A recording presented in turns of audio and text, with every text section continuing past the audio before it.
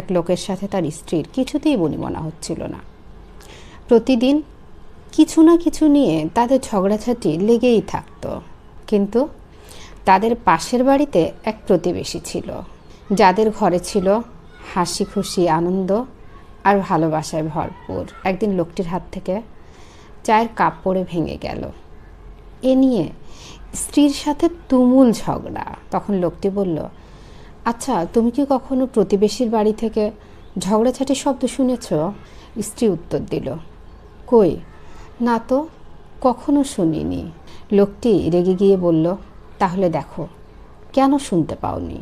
লোকটির স্ত্রী কৌতূহল নিয়ে প্রতিবেশীর জানালায় উকি মেরে দেখল প্রতিবেশী মহিলা রুটি বানাচ্ছে, তার স্বামী ফোনে কথা বলছিল। এমন সময় রান্নাঘরের দিকে আসতে গিয়ে নিজের অজান্তেই পানি ভর্তি বালতিতে ধাক্কা লেগে গেল। অমনি এক বালতি পানি মেঝেতে ছড়িয়ে পড়ল। স্বামী সেই পানি পরিষ্কার করতে লাগলো। তা দেখে তার স্ত্রী এসে বলল, এই, এটা তুমি কি করছো?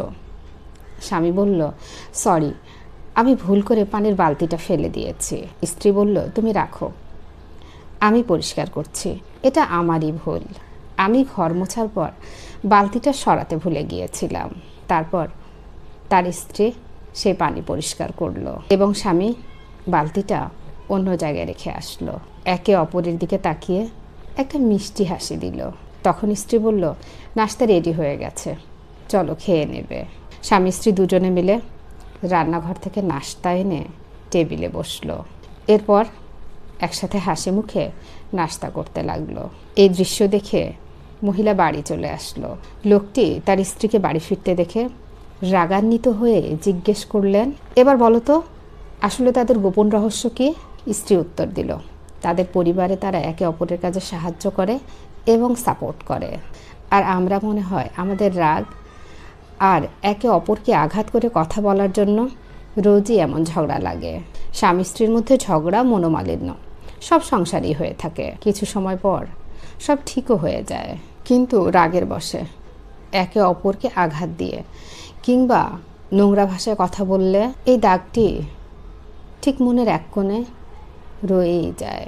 তাই দাম্পত্য জীবনে সুখ শান্তির মতো ঝগড়াটাকে উপভোগ করুন এবং একে অপরকে আঘাত দিয়ে কথা বলা থেকে বিরত থাকুন।